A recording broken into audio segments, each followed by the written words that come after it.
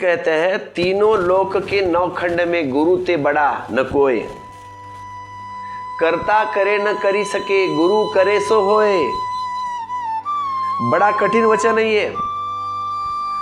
अगाध श्रद्धा हो तो ही समझ में आए बात। ये आस्तिक भी थोड़ा डरेगा कि ये कबीर थोड़ा सीमा के बाहर जा रहे हैं। आस्तिक भी कहेगा कि ठीक था कि गुरु पर श्रद्धा हो, लेकिन कबीर अब यह कह रहे कि तीनों लोक के नौखंड में, तीनों लोक नौखंड में गुरु ते बड़ा न कोई। पर समग्र अस्तित्व में गुरु से बड़ा कोई भी नहीं है, इसीलिए हम गुरु को कहते हैं। गुरु कहते हैं, गुरु का अर्थ है जिससे भारी अभी कुछ भी नहीं है, करता करे न करी सके, और परमात्मा भी करना चाहे तो भी न कर पाएगा। गुरु करे सो होए, और गुरु जो करना चाहे वह हो जाए। क्या मतलब है? परमात्मा के ऊपर गुरु को रखने में, परमात्मा के साथ रखने तक तो ठीक है, लेकिन परमात्मा के ऊपर गुरु, हमें पता नहीं श्रद्धा का होगा कि गुरु भी परमात्मा, लेकिन परमात्मा के ऊपर कबीर अतिशयोक्ति तो नहीं करते। नहीं, कबीर यह कह रहे कि साधन साध्य से बड़ा है। क्या कह रहे? साधन साध्य से बड़ा है, क्योंकि साधन के बिना तुम साध्य तक तभी न पहुंच सकोगे। मार्ग मंजिल से बड़ा है, क्योंकि मार्ग के बिना तुम मंजिल तक कभी न पहुंच सकोगे, और जब मार्ग के बिना मंजिल मिल ही नहीं सकती तो कौन बड़ा है फिर? इसीलिए गुरु बड़ा। जब मार्ग बिल्कुल अपरिहार्य है, उसके बिना इंच भर भी गति नहीं हो सकती, इंच भर भी गति तो मंजिल सिर्फ मार्ग का आखिरी छोर हुआ। जब सीढ़ी के बिना तुम चढ़ ही नहीं सकते, क्या करोगे? छप्पर पर सीढ़ी तो चाहिए, तो सीढ़ी छप्पर से बड़ी हो गई। परमात्मा को पाना है तो रास्ते पे चलना पड़ेगा, ब्रिज से। ब्रिज कौन है? गुरु। करता करे न करी सके गुरु करे सो होए। कहे कबीर सुनो भाई साधु, और परमात्मा भी जो करना चाहे तो न कर पाए, वह भी गुरु करना चाहे तो कर सकता है। उसके कई कारण हैं, समझने की कोशिश करे। क्या कह रहे कबीर? मनुष्य की पहली अवस्था अंधकार, अज्ञान, भटका हुआ, द फर्स्ट स्टेज। परमात्मा की अवस्था परम ज्ञान, पहुंचा हुआ, चाहे उसे मोक्ष हो और कुछ। लेकिन गुरु ये दोनों के बीच है, आधा मनुष्य आधा परमात्मा, परमात्मा और मनुष्य के बीच का सेतु, ब्रिज। परमात्मा तुम्हारी तकलीफ समझ नहीं सकता, इम्पॉसिबल बात है, लेकिन गुरु समझ सकता है। तुम कितना रो चिल्लाओ, कुछ होने वाला नहीं है, परमात्मा तुम्हारी बात नहीं सुनेगा,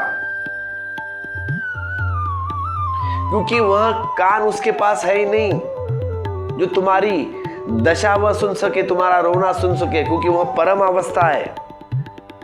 परम अवस्था, वहां दुख की बात ही नहीं पहुंच सकती, इम्पॉसिबल बात है। वहां शून्य होगा, परम, परम शांति, परम आनंद।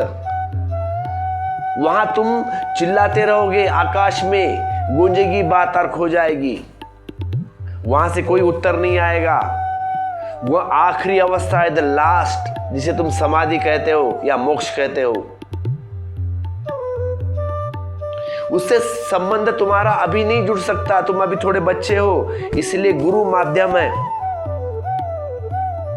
क्योंकि गुरु आधा तुम्हारे जैसा है और आधा परमात्मा जैसा है, वहां दोनों का मिलन है। गुरु का, परमात्मा और मनुष्य का मिलन यानी गुरु, वहां जैसा संपर्क की जगह है, जहां दो सीमाएं मिलती है,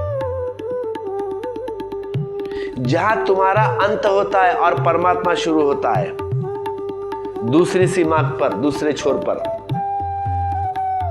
तुम गुरु से कुछ भी कह सकते हो, वह समझेगा बात तुम्हारी, क्योंकि वह अभी वहीं से गुजरा है जहां तुम खड़े हो।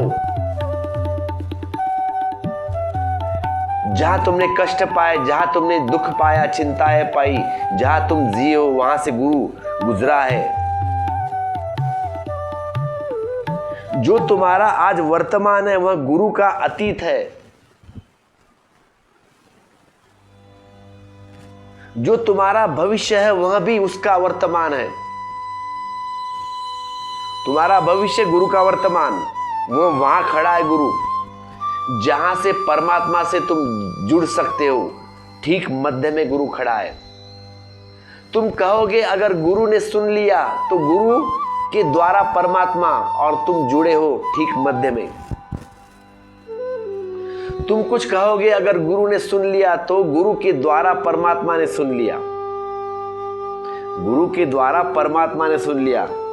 तुम निवेदन करोगे तो तुम्हारी भाषा उसकी समझ में आएगी। किसकी? गुरु को, क्योंकि द्वारा परमात्मा ने सुनी। गुरु के द्वारा तुम्हारी भाषा, तुम्हारे विचार परमात्मा ने सुने। तुम निवेदन करोगे तो तुम्हारी भाषा उसकी समझ में आएगी, क्योंकि तुम्हारी भाषा वह बोलता है। कौन बोलता है? गुरु बोलता है। लेकिन परमात्मा को तुम्हारी भाषा नहीं आती। गुरु ट्रांसलेटर है, ट्रांसलेटर। तुम चाहे हिंदी में बात करो, मराठी में, कन्नड़ में, गुरु परमात्मा की भाषा में ट्रांसलेट करके परमात्मा को सुनाता है। तुम्हारा मैसेंजर है।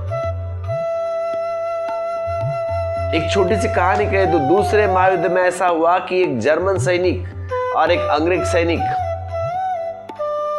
दोनों बात कर रहे थे। दोनों का मिलन हो गया युद्ध के क्षेत्र में, फ्रेंडशिप हो गई।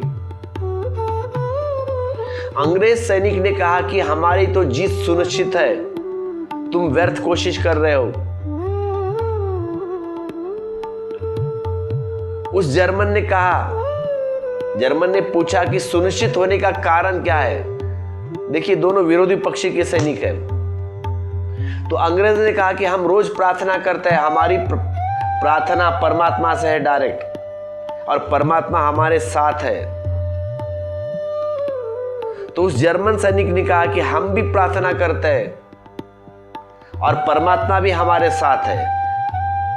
तो अंग्रेज हंसने लगा। उसने कहा कि तुम पागल हो, तभी तुमने सुना कि परमात्मा जर्मन भाषा समझता है। कभी तुमने सुना है कि परमात्मा जर्मन भाषा समझता है? नहीं, परमात्मा सिर्फ अंग्रेजी समझता है।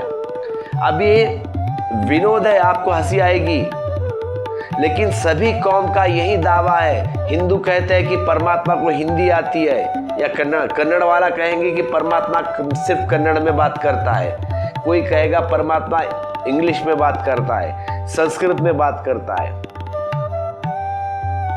क्या है उसका मतलब? उसका मतलब परमात्मा इसको समझता है। अगर हिंदी बोले तो बेकार, संस्कृत बोले तो परमात्मा एकदम शुद्ध, प्योर। क्या है परमात्मा का व्याकरण? इसीलिए क्या हुआ, काशी के पंडित कबीर को नहीं मानते, क्योंकि कबीर पढ़े लिखे नहीं है, ऊपर से उनको संस्कृत भी नहीं आती, सीधी सादी भाषा बोलते हैं। काशी के पंडितों ने कबीर की भाषा को नाम ही दे दिया सुदुक्कड़ी, आदमी की नहीं भाषा। जिनका कोई ठाव ठिकाना नहीं, कुछ भी बोल रहे हैं। कबीर फारसी के शब्द भी बोलते हैं, संस्कृत भी थोड़ी फार बात करते हैं, पाली का भी उपयोग करते हैं भाषा में। सब मिलाकर गोलमाल की बात, सब भाषाओं का मिक्स। तो परमात्मा तो दिक्कत में पड़ेगा, क्योंकि परमात्मा को फिर ट्रांसलेटर रखने पड़ेंगे। इंग्लिश वाला अलग, हिंदी वाला अलग, पाली वाला अलग। ये कबीर क्या बक रहे हैं, इसका मतलब निकालो। तुम्हारी भाषा कोई भी हो, परमात्मा न समझ सकेगा। चाहे संस्कृत हो या अंग्रेजी हो या जर्मन हो या कन्नड़ हो या पंजाबी हो या उर्दू, आदमी की भाषा परमात्मा कैसे समझ पाएगा? आदमी की भाषा आदमी समझ सकता है, परमात्मा नहीं। लेकिन आदमी ही अगर समझे तो सहायता क्या करोगे? गुरु ऐसे आदमी है जो तुम्हारी भाषा भी समझ सकता है, और एक तरफ से जिसका जीवन और प्राण परमात्मा में लीन हो गया। एक हाथ तुम्हारे साथ है और एक हाथ परमात्मा के साथ है। इसीलिए तुम जो कहोगे वह समझेगा गुरु, तुम जो कहोगे वह करेगा। वह चाहेगा कि तुम्हारी मांग उचित है। तुम्हारी मांग उचित है तो कुछ हो सकते हो, क्योंकि दूसरा हाथ उसका परमात्मा के साथ है, वह दोनों है। इसीलिए कबीर कहते हैं मैं भी सहमत हूं, अतिशोक्ति नहीं है यह बात, बिल्कुल सही है कि परमात्मा के ऊपर गुरु करता करे न कर सके, गुरु करे सो होए। गुरु के सामने दाता नहीं, जाचक शिष्य समान है। तीनों लोक की संपदा तो गुरु दीना दान। गुरु के जैसा देने वाला नहीं। गुरु का अर्थ ही है जो दिए चला जाता है, जो देता चला जाता है, देता चला जाता है, देता चला जाता है। पर वह जो दे रहा है वह बड़ा सूक्ष्म है। अगर तुम क्षुद्र को मांगने गए तो वह से खाली हाथ लौटोगे। अगर तुम विराट को मांगने गए तो मिलेगा, तुम्हें जरूर मिलेगा। गुरु के सामने दाता नहीं, लेकिन उसका दान तभी संभव हो सकता है जब शिष्य भिखारी की तरह खड़ा रहे, शिष्य भिखारी की तरह आए। अगर तुम अकड़े हुए हो, तुम अगर ऐसे आए जैसे कि तुम हकदार हो, जैसे कि तुम्हें मिलना चाहिए, तो तुम चूक गए, तब तुम चूक गए। जाचक शिष्य समान। शिष्य तो ऐसा हो कि परम भिखारी, शिष्य तो ऐसा हो जैसे उसका हृदय सिर्फ भिक्षा पात्र है, पूरा का पूरा भिक्षा पात्र। परम याचक तो गुरु से मेल बनता है तब, क्योंकि परम दाता से परम याचक का ही मेल बनता है। परम दाता से परम याचक का ही मेल बनता है। वह उलझता है गुरु, और तुम उल्टे खड़े हो भांति, तो सब व्यर्थ चला जाएगा। तुम्हें भिक्षा पात्र लिए खड़ा होना पड़ेगा, तब गुरु उलझेगा तो तुम्हारे हाथ में आएगा। तुम उल्टा करोगे घड़ा तो कुछ नहीं भरेगा। उल्टा घड़ा कितना भी डालो पानी में, पानी भरेगा नहीं, खाली का खाली।